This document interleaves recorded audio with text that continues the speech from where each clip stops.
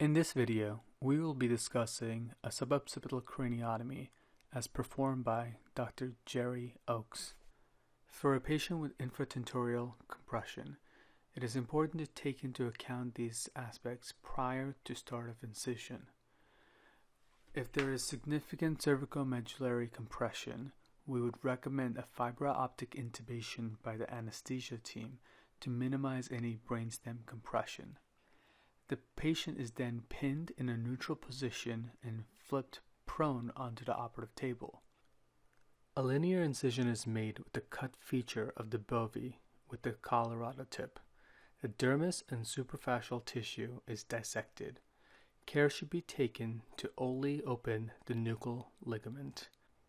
A self-retaining retractor should be placed to allow for proper visualization. Palpation should be done to ensure that the midline is being followed and the nuchal ligament is being respected. Taking care to only expose the nuchal ligament ensures that we minimize muscle exposure and bleeding by following the avascular plane. This should be carried down to the inion cranially.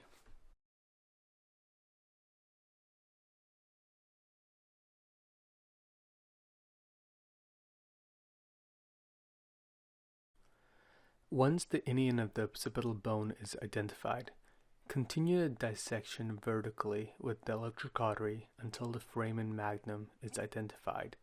After that is done, go to the superior end again and carefully reflect the musculature laterally on both sides. This will include the detachment of the trapezius, rectus capitis posterior minor, and potentially both the obliquus capitis superior and the rectus capitis posterior major. This could be done with the aid of either bovie electric cautery or a periosteal elevator. After the completion of the soft tissue dissection, a measuring tape should be used to ensure enough the occipital bone is visualized. We would recommend at least a 3 cm by 3 cm bony visualization for appropriate decompression.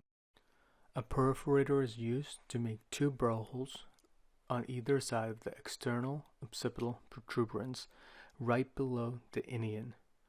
Then a Penfield 1 is used to create a plane between the dura and the bone.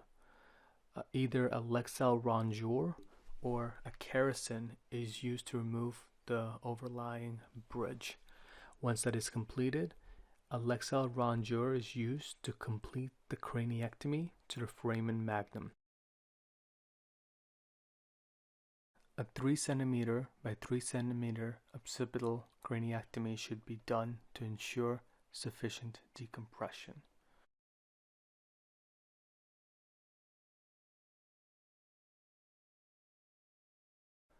After the suboccipital craniectomy, further steps could be taken depending on the needs of the pathology. If there is upper cervical access required, proceed with the cervical laminectomy. This could include either C1 and or C2 levels.